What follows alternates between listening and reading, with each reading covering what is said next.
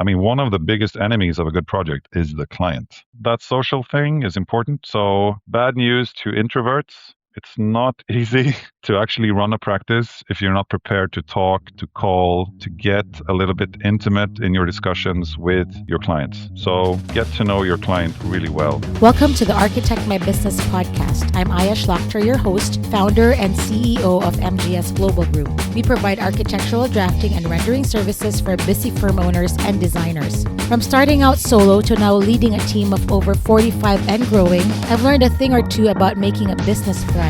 Whether you're thinking of starting, already managing, or want to take your business to the next level, this podcast is for you.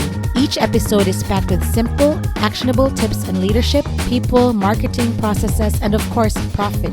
I keep things real. Like you, I've got no time for fluff. This podcast is brought to you by MGS Global Group. Now, let's get into this episode. Hi, Johan. Thanks so much for joining us here on the Architect My Business podcast. I know your schedule is super packed and we've been trying to get this date on the calendar, so I appreciate you making time for this conversation. So I've been diving into your work over the past weeks and looking through your projects, reading articles, publications, magazines, and checking out your studio site. And honestly, I'm very impressed about the consistency and the depth of everything that you do. From being a teacher, a mentor, to the recognition of your firm has received, including being a finalist at Architizer ANA Awards as best small firm. Yeah. And it's really clear that what you're building goes beyond just beautiful homes. You're building a sustainable practice, which is why I was very excited that you agreed to be on the podcast. And also, we looked at one of the houses. We came across the house that you designed. I don't know if I'm pronouncing this correctly. Ingso? Yeah. That gets everyone who's not from Sweden. It's pretty, I would understand. It's Ingfö, so it's kind of hard to pronounce. Ing what? Sorry? Ingfö. Like, Ingre. I don't know. Like a Ingre. Ingfö. Yeah. That's good. Anyway, yeah, that's good. That Right, house, you got it.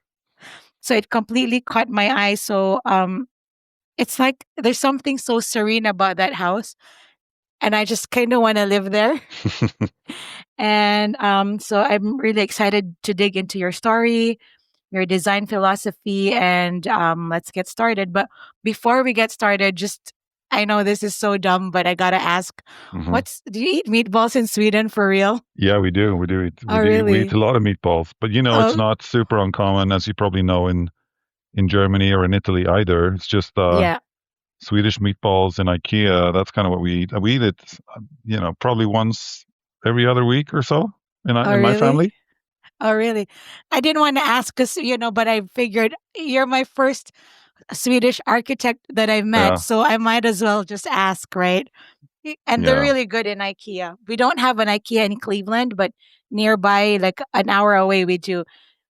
Also, that's fun. That's great. Yeah. So I've been looking into your culture and all the things, and I'm a big coffee person. So I want to hear more about your Fika culture. Is that something you do at work too? Like, is that everyone in Sweden? They do that? Yeah, there's Fika. There's even I think in like people who are employed by the state, which are then also people who are in the hospitals since they are state owned and so on. Everyone has a Fika moment, which is basically a coffee break. I mean, that's what it is. It's a coffee break. It's just a social event as well. And there's even one like that's on a specific time at 9:30, and there's one at 2:30 every day. That's even scheduled, and it's even free. Like that, you would get 15 minutes where you can have the Fika with your work mates, and it's not counted in the hours of the day. So it's pretty 9:30. Real. Can I work for you? But then we have really good coffee. I think any architectural firm who tries to do something good would have really good coffee and really good like breakfast at work, which would be a Fika then as well. That can also be like a Fika can be sweet things, but it could also be like bread and sandwiches and stuff, and that's always provided by the employer. So that's great. I was in New York, and my cousin's apartment has a coffee shop called Fika. I didn't know what it was, and now that I'm researching it, and I go there every day when I'm in the city, Yeah. and it's a very tiny third wave coffee shop, and so Oh, nice. now I know. But you have some All great right. coffee shops in the US, I think. But I mean, when we go in Europe, we have a project right now in Yeah, the south of Sicily, and yeah, those Sicilians, they also love coffee and coffee breaks and stuff. But when they're coming to the build site, they're always yelling like "Fika, Fika." But that's, I just realized the reason why yeah. they think that's so funny is that that word almost means like female genitalia in Italian. I like you already. So that's why they like it so much. But anyway, they have really good cannoli there, so they have Yeah. good fika too. Oh wow, that's great. I know that fika is reverse for coffee. Coffee. That's because Yeah, I yeah, was that's reading right. about it. Coffee. Yeah, Yeah. So yeah. Anyway, that's all. yeah. That's all I know about your culture for now. For now. Okay, that's maybe enough. Otherwise, it's kind of bland. I don't think so. IKEA. You gave IKEA and Spotify, right? Spotify founder is Yeah, so because I was reading what about Sweden, and there are a lot of tech people there, and Spotify originated in Sweden, yeah. the founder. So yeah, you gave But us also Skype, I IKEA. think, and Minecraft, and Oh lots wow, of things like that. So yeah, there is a lot of innovation, and a lot of companies that they have their own. Like yeah, tech companies would set up small units. There's even a couple of yeah. units here in Lund for Apple and Oh things like that. wow. So it is interesting in that way, I think. So Lund is near the capital. What is it in terms of geography in Sweden?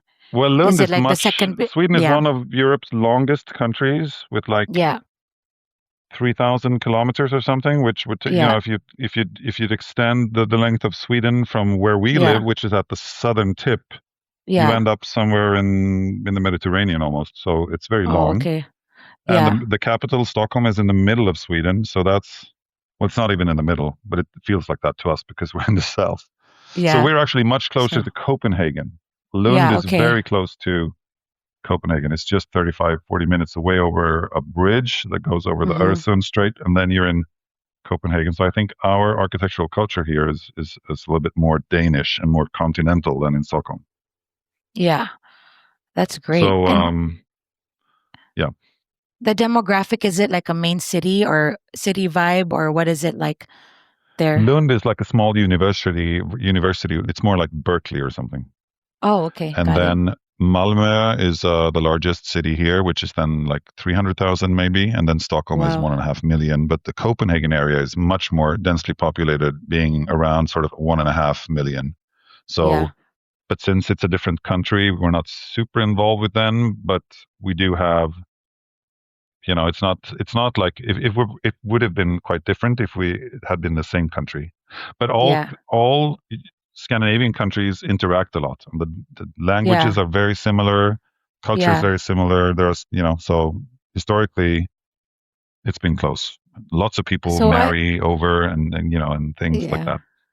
So do you speak German? Because I know you went to school in Germany as well, in Austria, right? Yeah, I do speak German. Yeah, when I was a kid, you could either learn French as your Yeah, third language, then sort of. yeah. So Swedish, English, of course, would start really early, and then you choose between French and German. And I learned German and went to Germany a lot to study and do fun things. German That's culture is very close, also. oh, I So, see. and it's close Yeah. geographically. So I've That, I've been to Germany a bit, and we're going on a study trip now. I think the whole office is going to Munich and that area in the fall. We wow. do a study trip every year with Mm-hmm. all of the studio. Yeah, yet you're 14 people now? We're actually more like 16 now, and then there are some people who are kind of coming in and out from parental leave and consultants that we work with full time. But it's around sort of 16, which feels really crazy now after I started sitting like in my student's room basically already back in sort of 2002, 2003 maybe. Yeah. And before that, I was working in Stockholm. So I started school, architecture school in '97, but then immediately I felt like I wanted to do my own work. So I was going and doing graphic design and different small jobs for builders already as a Yeah. student. And I went to Stockholm to work on competitions for different companies. Yeah. So it's So interesting because according to your website, at 19, you found your way to architecture school. That's so Yeah. young. And then you got your first job because Mm. of your thesis project. Yeah. And how old were you when you got that thesis done and then it got built?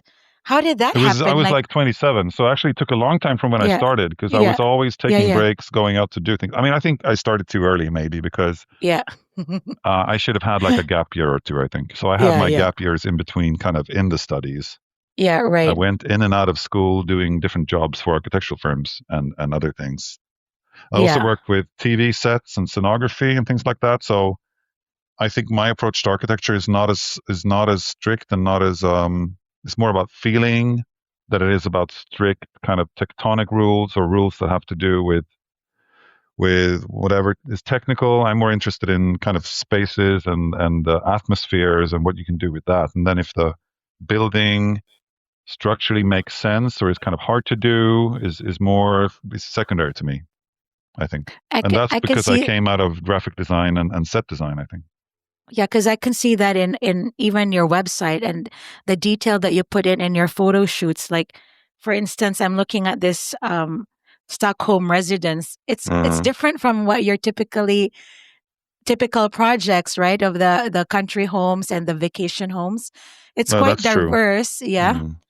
That apartment is I mean that's a different kind of a different vibe that we're doing with our yeah, private clients for high-end luxury interiors. And that it client, is. Yeah.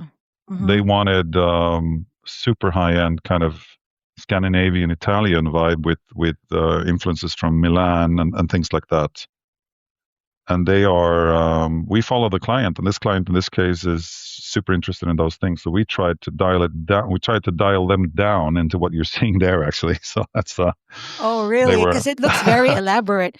I mean, it the is in a white sense. chair, the photo Mm. shoot, and all the even the Chanel purse hanging on the. Yeah, Yeah. but that's a in that apartment we wanted to create. That's a couple in Sweden who are quite in the public eye, and they're always Oh, traveling and flying places and doing things. We wanted to create something that felt grounded with materials that they could not get in hotel rooms and stuff. So it's all about having crafted things like that. In that room that you're talking about, there's a yeah.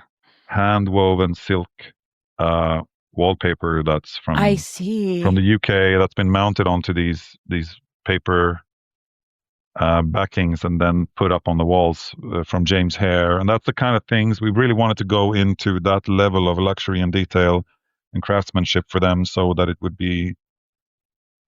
really feel like home. They could really love it in a way that you can't Yeah. when you just go into some luxury place that's just Yeah. somehow not private. So, Yeah, because I pulled it up here because when uh, I saw your website, most of the houses have similar aesthetic. And then uh, I clicked on this and it seemed like very high-end luxury, like Milan fashion, uh, like a celebrity home. So when did that transition happen? Like, you know, it's as we've been growing, we've gotten these clients that are in that field, and we have to when we do interiors, which we don't do every day. There's one interior team that I work with, and yeah, Michaela Brach and me, these two people. Michaela Brach is my lead on these luxury interiors, and we can rarely show them. So we actually do them for clients, but it's not often that we get to photograph them. So that's why this one stands out because it's one of the ones that we could actually document and show, which I'm really grateful for. The client let us in there and let us do it. So therefore that's it's down. great. But I would like to do more of those jobs. And we do have a few clients now who are interested in that, who want the whole full package. You know, Yeah, because every, there's a contrast from the mm, houses and this one, and I love it. Yeah. What mm. were you saying? Sorry. Well, no, but I mean, that's true. And I think we want to follow the client into their taste and try to refine it and try to remix it for them so that it makes sense for them and that it works for a long time and that the choices are curated. And I think I have this. I mean, we're house architects in the sense that we have come out of school, architecture school. Most of the people who work here, and we talk about the house all the time, right? But actually, what I say to my friends and what I say to my clients, half jokingly, is that for a project to work, there needs to be an interior, a really good landscape slash garden project, and then there needs to be a house. And if you can only choose two out of the three, me personally, I would choose the garden and the interior and have the house super basic, like a really like any kind of prefab, normal, old, standard house with a beautiful garden with a great interior. I'd rather have that than a house without a garden, where when you That's look true. out, you just see gravel or something, which is when the gardens aren't done yet, it is just not there. But you're supposed to be in the house, right? And you're supposed to enjoy the garden. In all my Yeah. house, it's about being in contact with nature and feeling the garden. So if I were to like, I would rather just skimp on the house.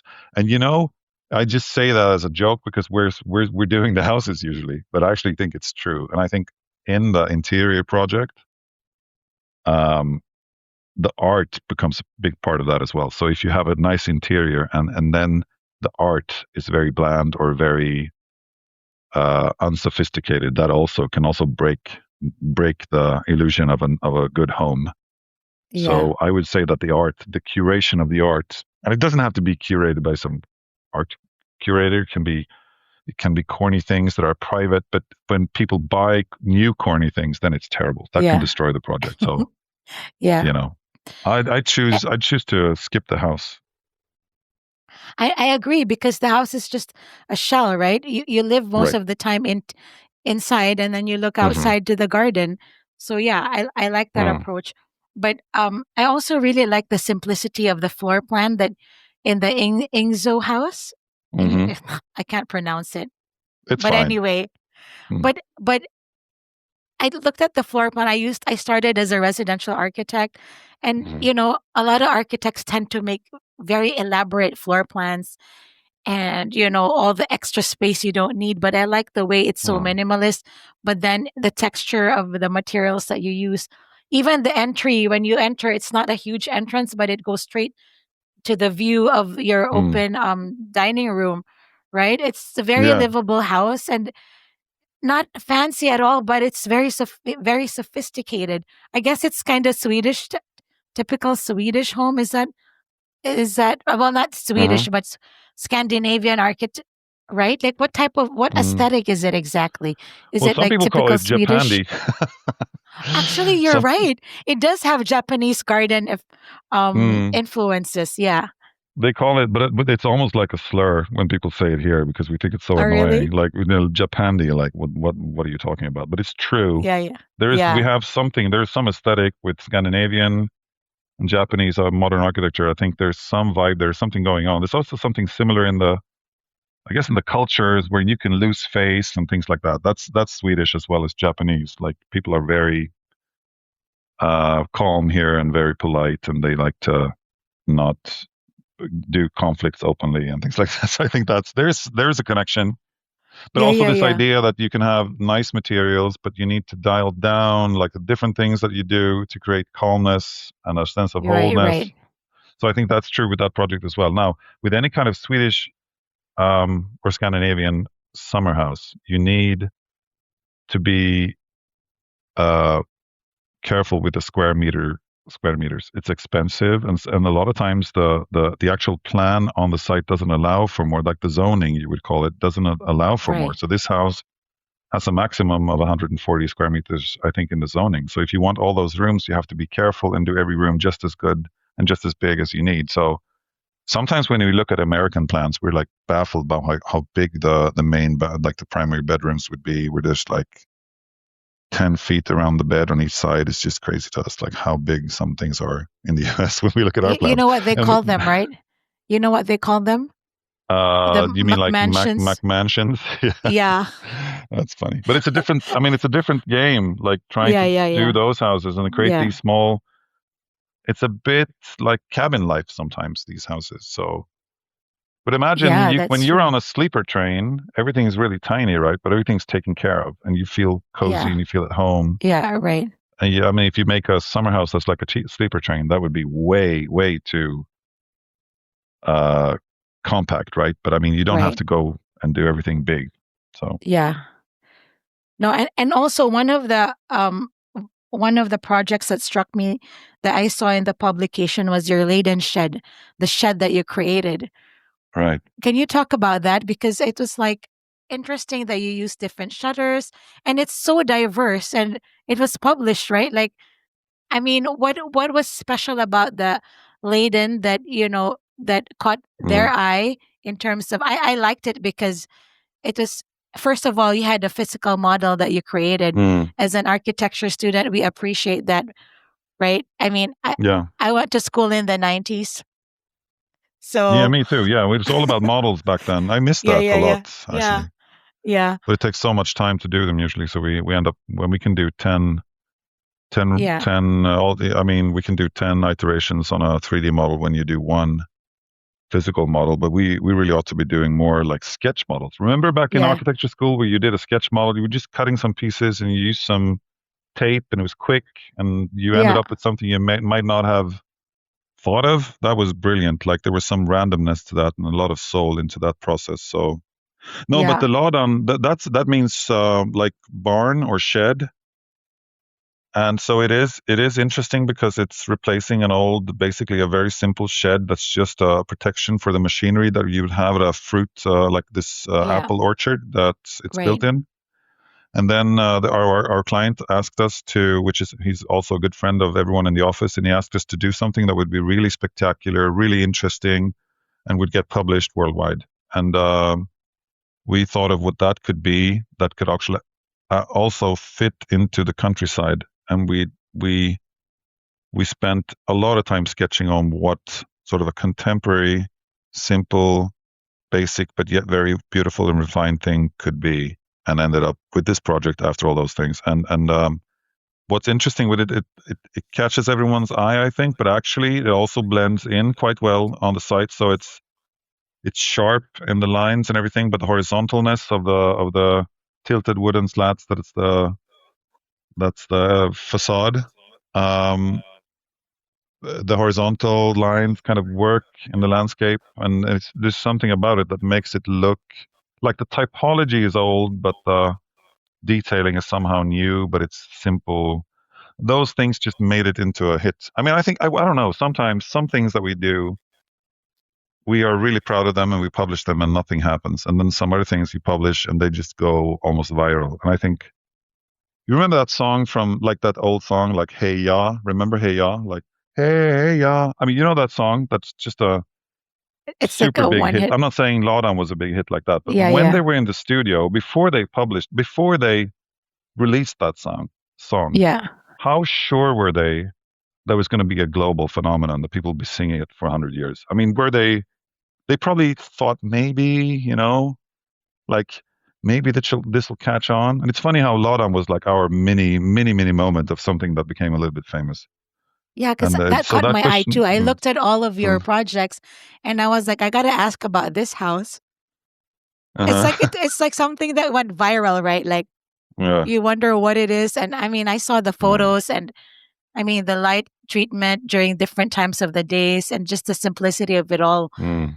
It's very calming. But yeah, congrats on that one, by the way. Thank you. I think there's something about Yeah, some songs or some pieces of art or something that if they're bite size, like you can understand them. Like sometimes when you yeah, see a big complex Olson Kundig project and it's got all these different things going on, it's beautiful and it's got five different tectonic themes and a lot of nice materials. It's all blend together perfectly, but it's quite big.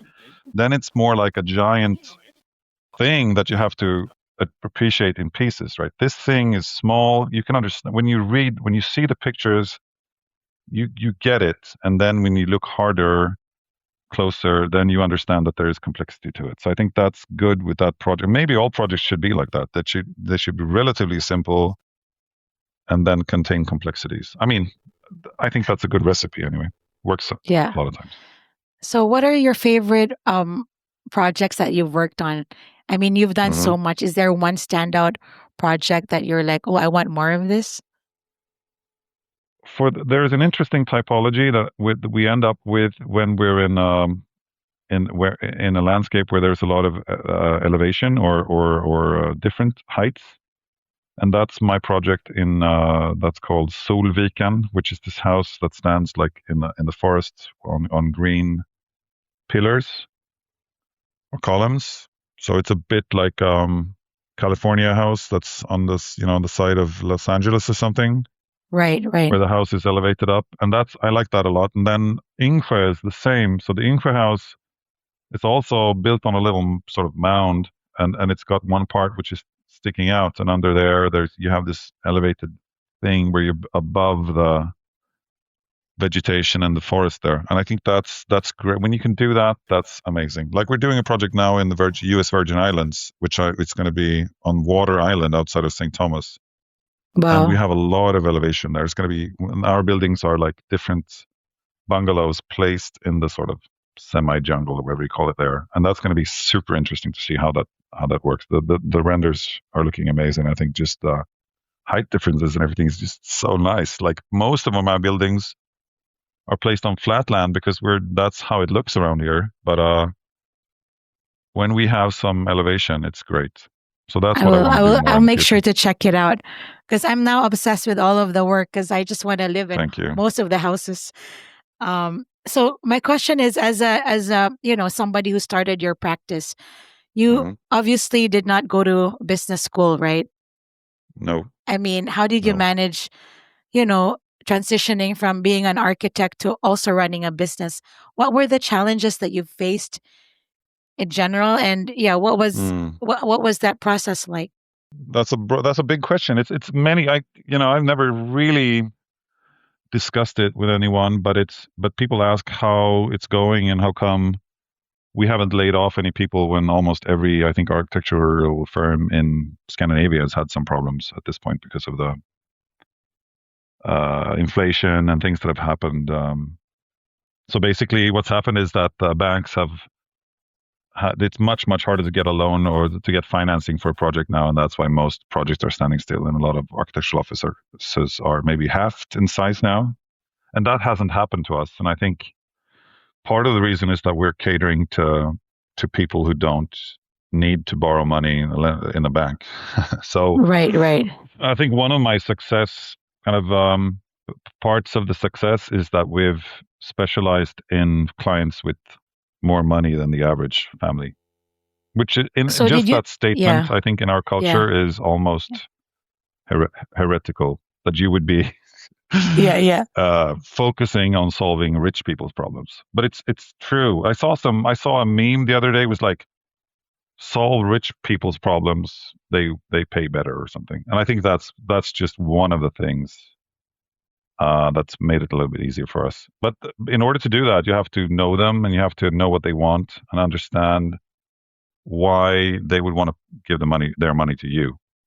And that's the next like few questions maybe. So that's one thing. And then I think I've always focused on getting excellent relationships with my clients. I think that's super important to really get to know them, respect them.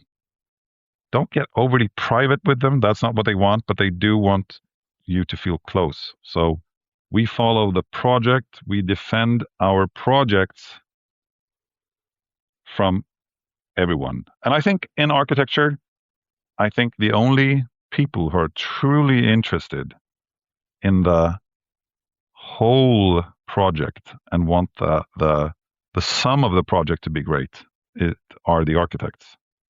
Right, And I right. think the architects are even protecting the project from the client. I mean, one of the biggest enemies of a good project is the client because the client will have different ideas. The clients will go on vacation or they will have some problem or they will want to fix things that don't need fixing.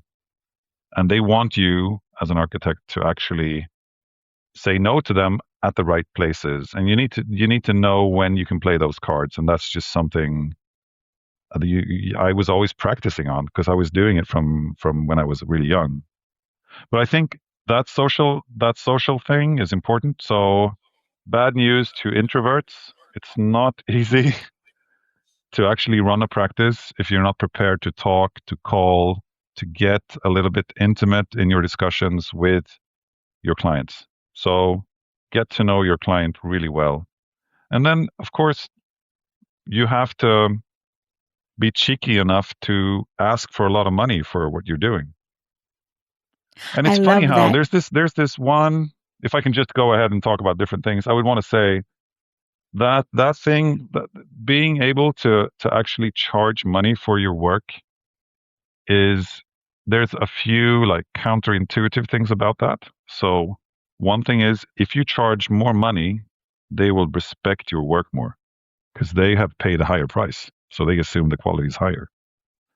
So if you do sketches and go, this is I'm doing this for you for free, they're not gonna even respect it. Like if they pay $10,000 for a initial design, they're not going to just throw that in the trash and go, well, then maybe we won't do that. They'll look at it and go, these guys actually worked on this and I paid for it. So, this is Yeah. interesting. I'm going to start with the things that my architects thought of, So that's one thing. Another thing that has to do with that is the same. If you're setting up the office and you're dealing with people who are prepared to invest a lot of resources in your work, you can't have IKEA mugs on the table and have a dirty guest bathroom in the office and have cheap things around you. What kind of quality lawyer or quality restaurant would have crappy things and crappy Right. graphic design so you have to make sure.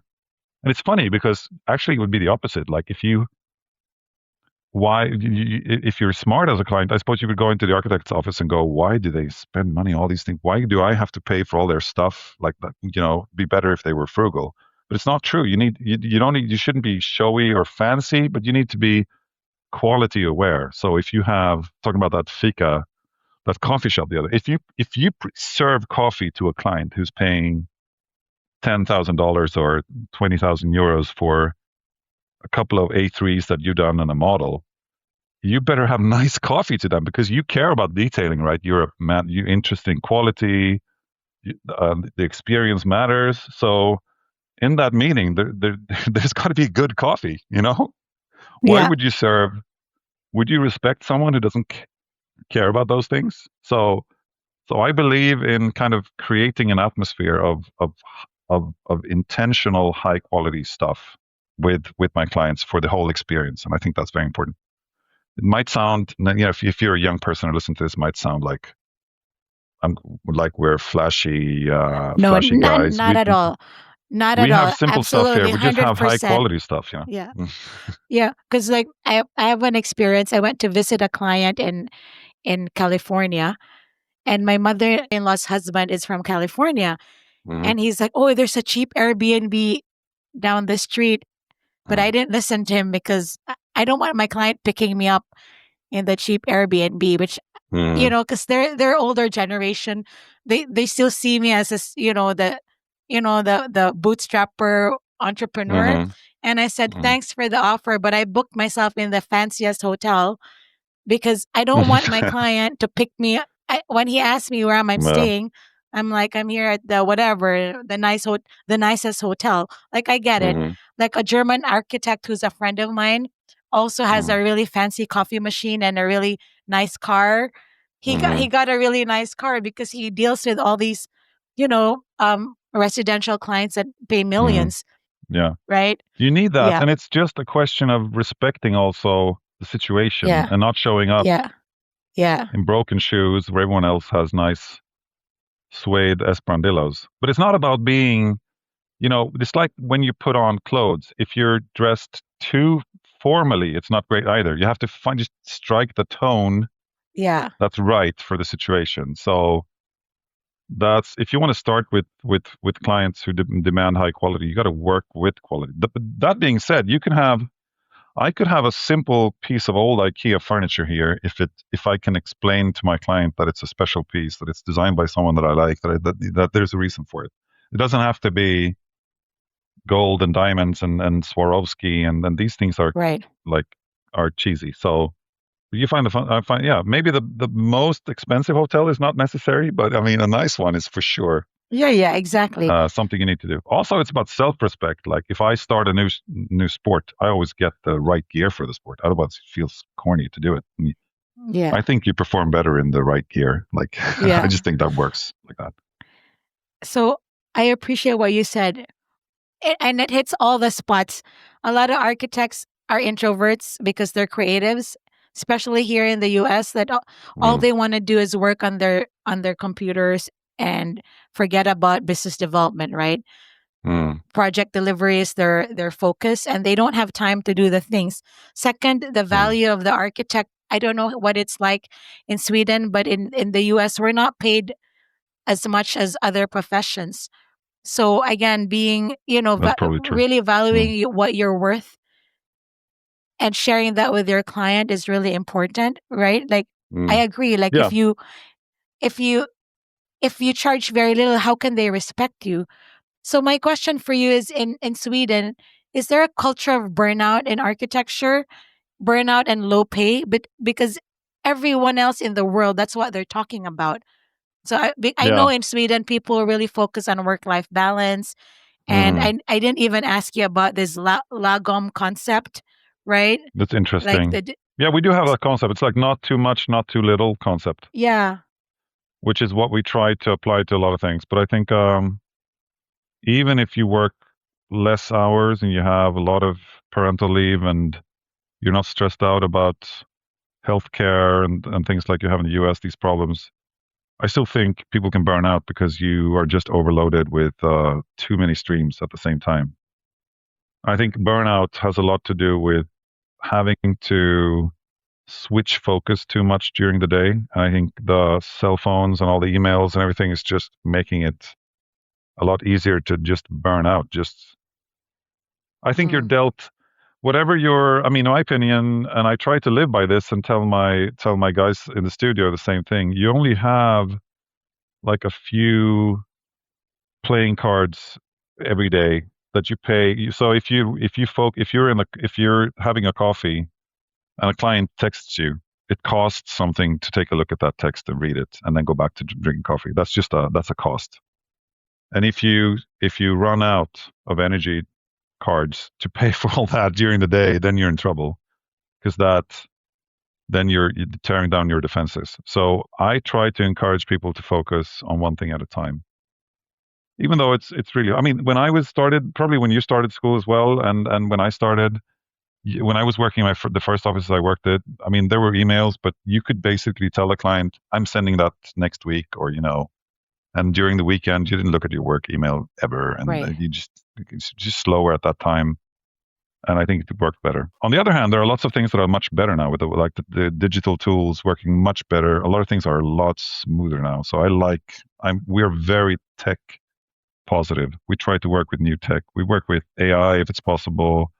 We work with the latest CAD software. We do a lot of 3D work, a lot of VR. We like all those things, but I don't like the the the high bandwidth kind of multiple stream type work that we have to do where you have to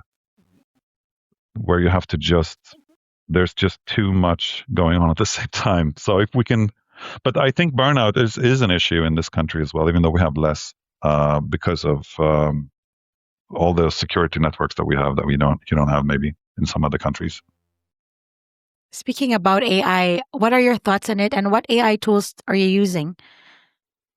We're My thoughts on it is that it's it started for me more as a joke. When people started talking about it, it was usually just fake stuff. The first web-based design tools were based on really old models that worked really badly. And we even did a research project for a big investment firm where we were chosen as one of the evaluators of different AI tools. And this was about 1 year ago, and Mm-hmm. we were not impressed by what you could do at that time. But during the last maybe 6 months, some of the tools have become kind of okay. So we're using one tool for post production where we can take a render out of Enscape and do a lot of the post work through the engine. I wish I knew what the engine was called. That would have been much better for the podcast, but we Yeah, can if you don't mind add in the sending it show to notes me. later.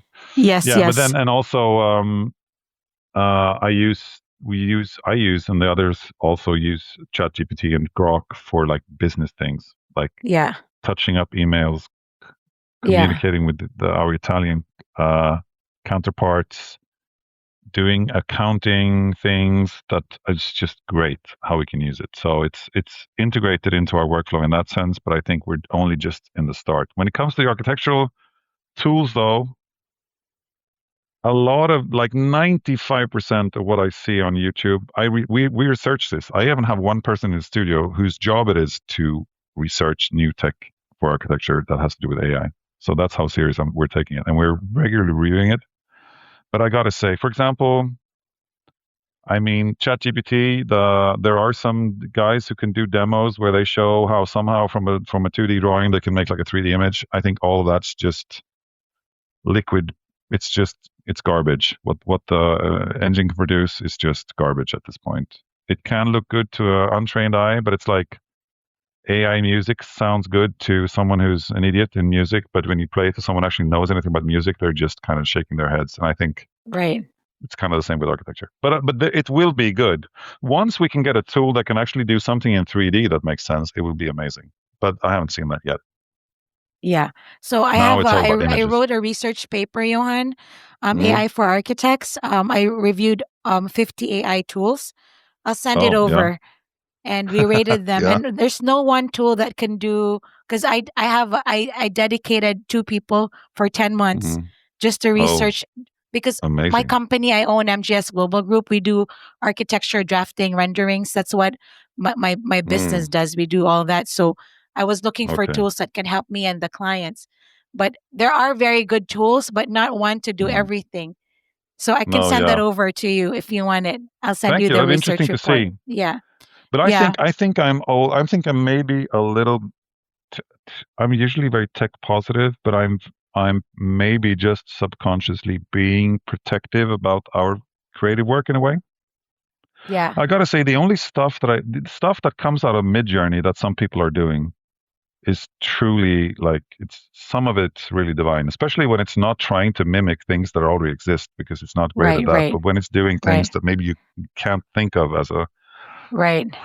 I mean, Bless that's you. interesting. The work is fascinating, and I'm looking Yeah. forward to the tools becoming better and to using the Yeah. good tools that you have found because I think it's not really a threat to us because we almost always feel like we wish we would have been able to do one more iteration. So if the tool can help us, the quality of the Yeah. work will be better. And Yeah. who will benefit from that? Of course, we will, because Yeah. it will benefit our clients. So Absolutely. I think it will be an awesome time in the future when we can do all these things together with the AI, Yeah. but maybe Wow, not that's yet. amazing. It's good that you're AI curious, right? Because we're not, Mm. I went to an AI conference and they said if firms don't use AI, RIP, rest in peace. Anyway, so I have so many more questions to ask you, but I'm very mindful of the time. Um, I know that you've tried to, right now you're working into like multifamily homes now, right? Like your high That's true. grow midterm project. Yeah, Like, yeah. how do you, I mean, is this also client driven because the clients come to you and it's a natural progression to expand? However, the architecture looks very, I know it's a Johan Sundberg project when I look at Hmm. it, right? Thank you. I was hoping we wouldn't be just squandering our reputation there, but it's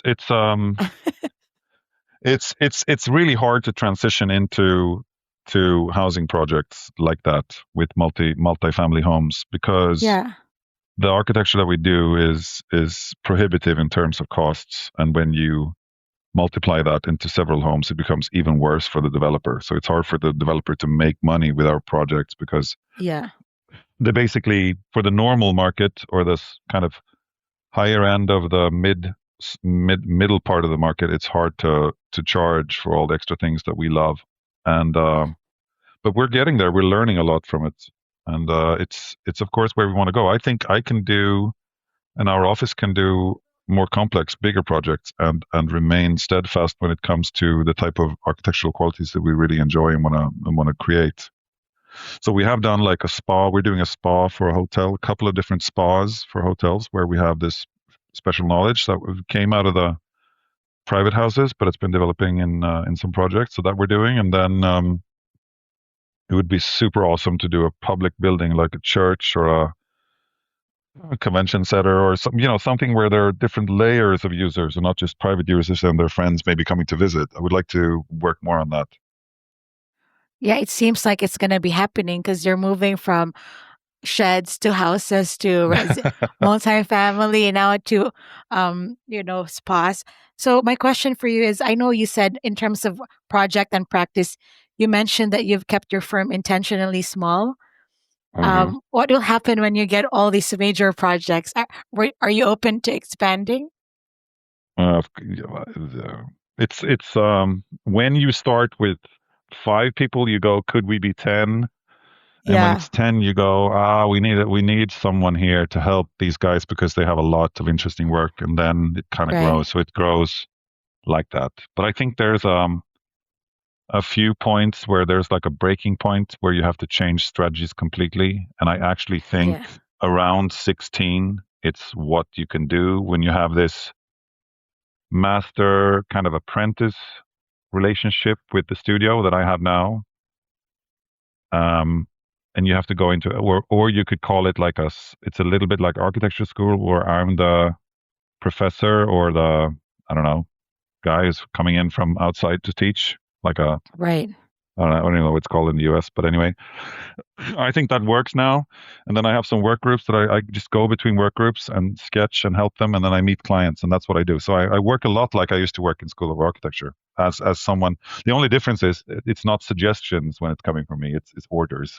when I have when I make a sketch, it's not I just like maybe how you could think honest you about are, this. Johan. You're so honest. That's awesome. But it's Yeah, of course even if I say I have to follow this idea that I have, yeah, yeah. there's lots of room for. I think if you want to make your studio grow, you have to just let go. You just have to let go and trust people. I mean, otherwise it doesn't work. So you have to So I started think of my it. yeah, I Sorry. started Yeah. by myself, and then I hired two people, and then two became eight. Eight became Mm, 10, and I got stuck I got stuck with 10 people from mm, 2008 to 2019. I had 10 people hmm from 2019 to 2025. Now I have 60. Oh, wow, that's impressive. Wow, wow. So So you've so gone it's through that like, journey where because I have to create satellites somehow of senior management who can do what I do or even better yeah, yeah. than I do. Because when That's your what I need to do. client, yeah, but then, as a business owner, and I was an architect, now I do architecture support. People started knowing about me, but I wasn't capable of growing the business because I don't have a business background, right? I knew how to manage hmm 8 people, but I Yeah. had to hire a COO when I grew to 60 and we're growing. So that's why I was asking you, because you can't say no to the projects when people come and they start wanting more and more. So Yeah. it's Yeah. just Yeah. interesting, right? It's an Yeah. It is interesting interesting. perspective, right? And But experience. if you have this guy at the middle who's, I mean, all my staff basically are students of mine or friends of theirs, or people that we hired because we really think they're super good. Some people moved here to work here Oh my from God. other countries. Congratulations. Thank you. No one ever quit. Like there's one guy who quit, and I'm still working with him on one of the spas. So I feel like it's a little bit like a family. I'm not saying you can't quit here. It's just people Yeah, yeah. don't. I mean, I'm surprised no Is it one's an quitting. I order would you probably. can't quit?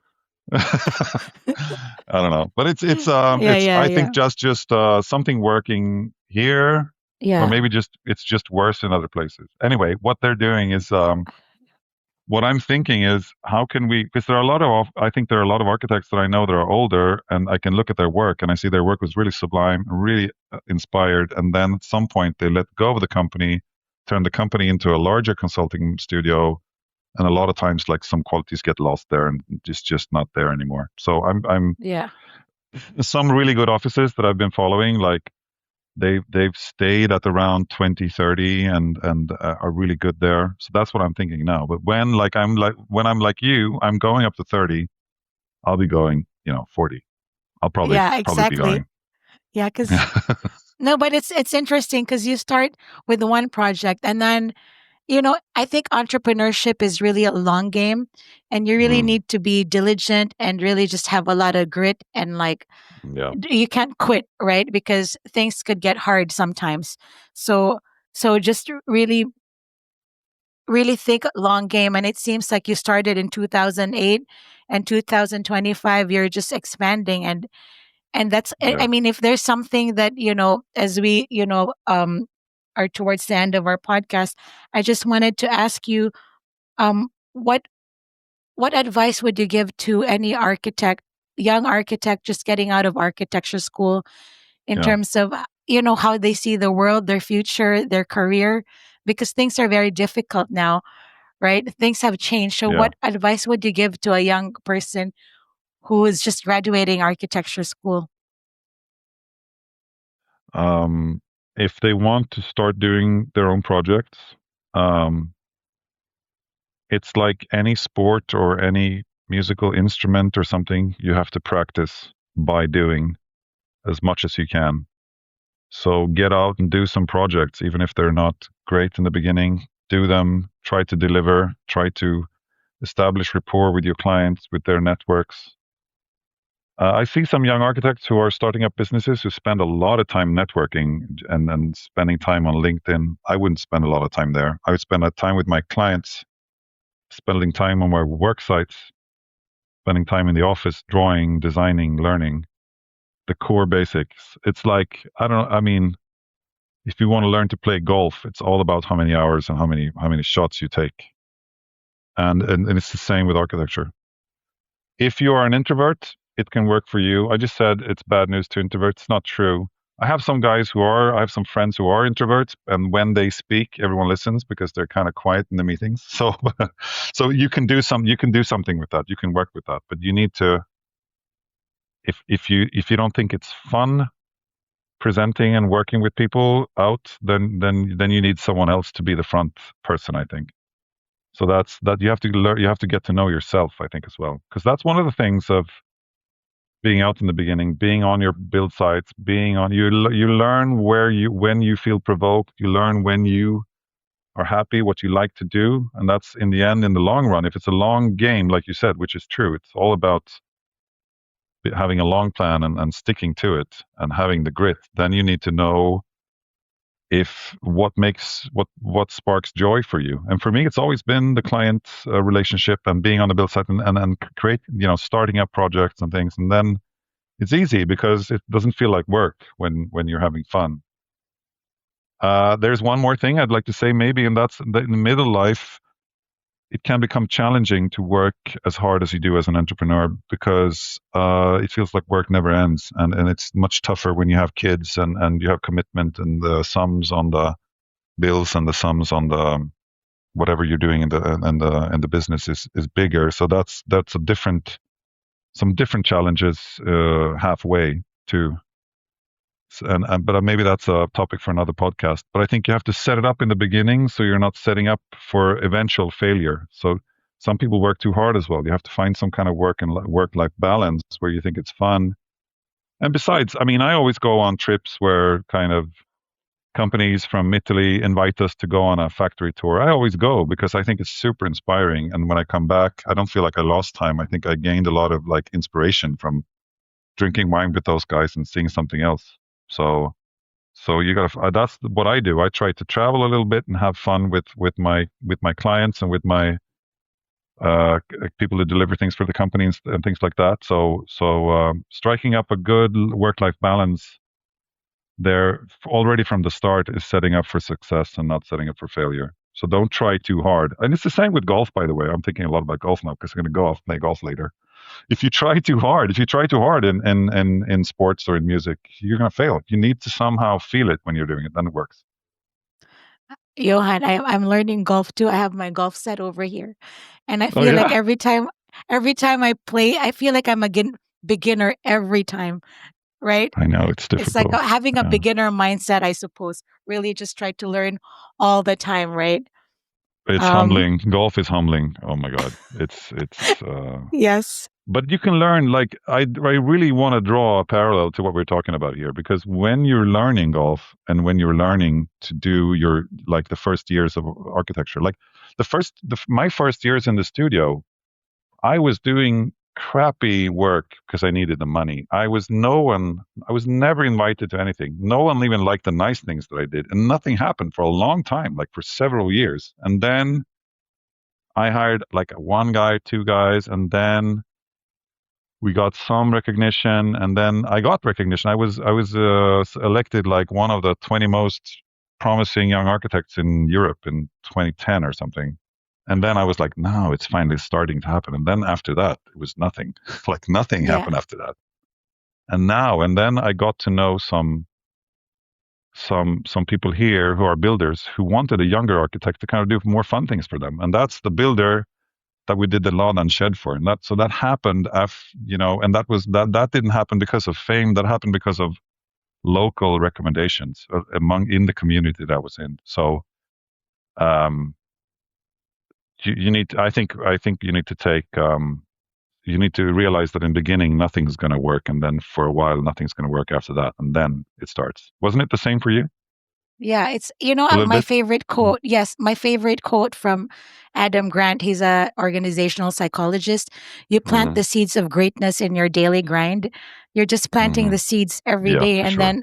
and then later on it will just expand. That's why I didn't expect we'll be a team of 60, but Mm, when we're customer focused and client focused, then word of mouth comes and people want to work with you, and exactly. obviously you're serving more people. So when you mentioned earlier that you're solving rich people problems, that's not only what you're doing as an entrepreneur. Entrepreneurs provide jobs for 90% of the Yeah, workforce, so we're also providing jobs for 16 of your employees, right? yeah, So that's yeah. what That's true. yeah. Mm. But in a sense, I also think that my team are devoting their lives and putting all their eggs in one basket because they're being here and they're not changing things. They're just being loyal to me and to the team. So I feel like I'm really privileged that they want to stay on here and explore the tasks that we're doing. And I feel really, if you have 16 guys and no senior management, you always feel like you're neglecting your children in a way, or your friends.